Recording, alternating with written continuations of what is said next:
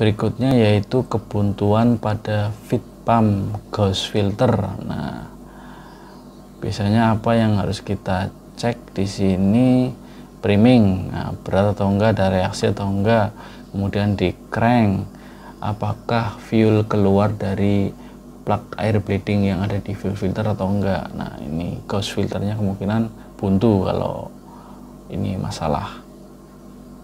Hunting atau tidak. Nah, kemudian di sini ada lagi untuk saran troubleshootingnya, inspect feed pump gauge filter. Nah, feed pump gauge filter ini terletak di supply pump ya teman-teman, di bagian belakang nih. Untuk supply pump di 2000 kan ada dua, jadi masing-masing kanan kiri itu ada. Selanjutnya di sini adalah penyebab berikutnya, stuck atau terjadi keausan pada supply pump atau plunger. Nah, biasanya ini karena fuelnya enggak sesuai spek sama perawatannya tidak standar. Nah, cara kita ngeceknya, kita crank dengan starting motor, kita cek di return injektornya, fuelnya banyak mengalir atau tidak. Nah, itu. Selanjutnya injektor. Nah, kemungkinan ada kerusakan di injektor. Yang bisa kita cek di sini adalah kita cek exhaust manifold. Jangan coba-coba menyentuh ya, kalau bisa menggunakan termogan. Setelah start engine, nah, apakah temperatur pada tiap-tiap silinder itu rendah? Nah, jadi gitu teman-teman, kita ukur pakai termogan. Kita tembak satu persatu pada exhaust manifoldnya. Atau bisa di sini sentuh ya, perlahan-lahan aja sih, atau kita pegang aja nggak apa-apa. Yang penting kita harus hati-hati ya, kalau panas jangan dipegang. Tapi kalau memang dari awal tidak bisa start, masih dingin, coba kita start nggak bisa, kita bisa pegang. Itu kalau tidak ada tool yang menunjang ya gitu. Kemudian engine tampak putaran tidak stabil dan juga pembakaran tidak sempurna. Itu kalau ada kerusakan di injektor. Nah, di sini lagi kalau ada kerusakan di air heater system. Nah, ketika engine dalam temperatur rendah ya, apakah preheating pada monitor itu bekerja atau tidak? Kalau tidak bekerja, otomatis air heaternya itu sudah tidak difungsikan atau sudah mengalami kerusakan. Kemudian berikutnya adalah alternator. Wah, ada kerusakan di alternator nih, makanya dia nggak bisa start. Kita ceknya adalah selama operasi, apakah cas level monitor mengindikasikan abnormal. Nah, jadi biasanya di alat berat itu ada indikator cas lamp atau untuk mengindikasikan kalau baterai itu untuk charging sistemnya normal atau enggak. Biasanya itu gambar baterai ya teman-teman semua, ini normal atau enggak. Nah, kalau enggak ya kita lakukan perbaikan.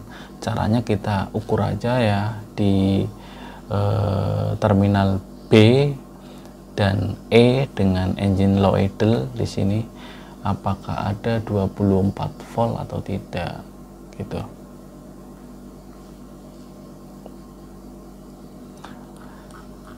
Oke, selanjutnya ada kerusakan di alternator tetapi bagian generator. Nah, ini tadi regulator.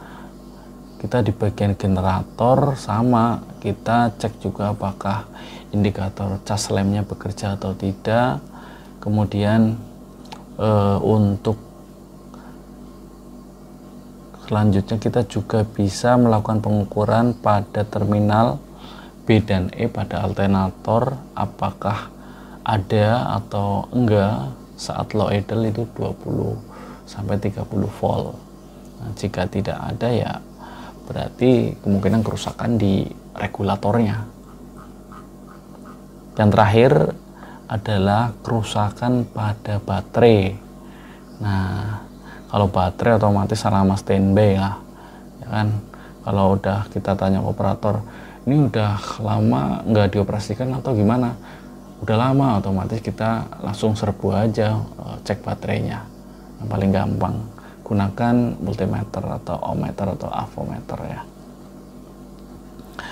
Nah, kita juga bisa memastikan dengan coba kita starting ya, kita starting motornya, kita crank, apakah putaran engine-nya itu putarannya lemah atau bahkan nggak muter, cuma ceklek-ceklek doang, atau ya putarannya lambat. Nah, itu otomatis bisa kita pastikan bahwasanya kerusakan di baterai.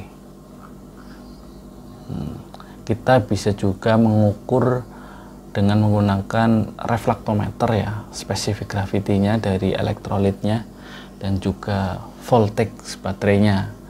Menggunakan baterai load tester juga bisa, avometer atau multimeter juga bisa.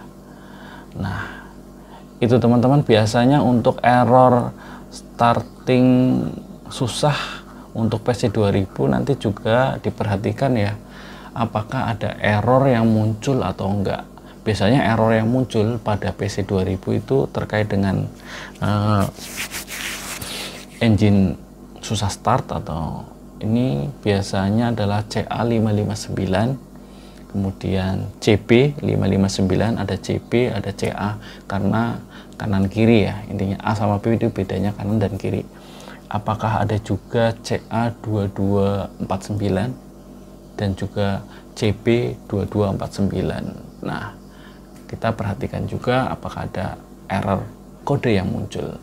Nah, jika ada error, maka kita harus selesaikan errornya terlebih dahulu. Kita pastikan seluruh electric wiringnya itu normal.